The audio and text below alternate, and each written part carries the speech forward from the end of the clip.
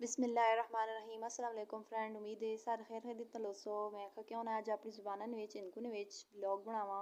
मैं सुबह भी हाँ कम शम किया है तो उसके बाद मूड है आज कुछ काम करने ना। मैं आखा क्यों ना कुछ और कर गिना रोज़ दिन अज व्लॉग बनने हूँ। तो मैं आखा चलो अज एक फ्राक बनानी है माँ तो उस ना फुल लाना है उत्ते फ्राक में उत्ते। मैं आखा चल वही बनाना है तो क्यों ना ये व्लॉग पा गिना अज ने व्लॉग ही बना गिनी भाई फुल बनानी आ तो तुम वेख के नो कुड़ियाँ ज़्यादा इन चीज़ों का शौक होना है तो शौक ना भी हो तो कुड़ियाँ आखन कि लाजमी कुछ ना कुछ हुनर सीखना चाहिए है। तो मैं भी ये हुनर सीखे सिलाई ना माशाल्लाह तो नाल कुरैशी ना दो काम सीखे नाल और काम भी करनी है बट मतलब ये दो ही बड़े ई काम मेरे बहुत मोस्ट फेवरेट हूँ ज़्यादा करके कुरैशिया तो सैलन में ज़्यादा यूज़ होना है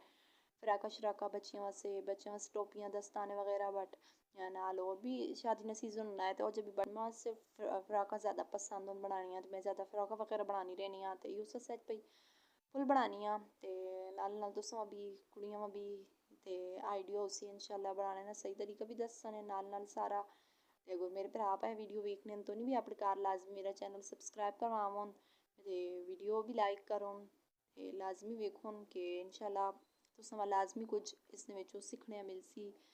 तो मैं जो व्लॉग बनानी है मतलब इतने बड़े नहीं होने निक्के निक्के होने बट उन्होंने लाजमी कुछ ना कुछ इंसान सबको काजुल कर गिनना है कुछ वेख किन्ना है कुछ सीख किन्ना है।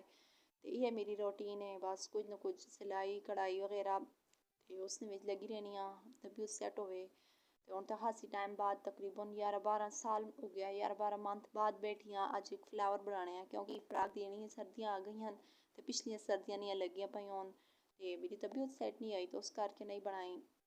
तो अज मैं आखा चलो यही बनानी है तो नाल तुसां भी शेयर कर गिनी हाँ लाजमी मेरे चैनल सबसक्राइब करियो तो ये वीडियो लाइक शेयर करियो अगर अच्छी लगे ने तो बस मैं आखा तुसां वास्ते और कुकिंग शुकिंग भी करनी है करने रहना है बंदा तो मैं भी तुसां वास्ते नाल वीडियो बनानी रहा करसा इंशाल्लाह। तो ये तकरीबन इमा सीखने में एक महीना लगा है कुरैशी ना तो कि आखने सिलाई में सीखिए दो जगह तो सीखिए 6 मंथ मतलब सीखी ना तो उससे मेरे को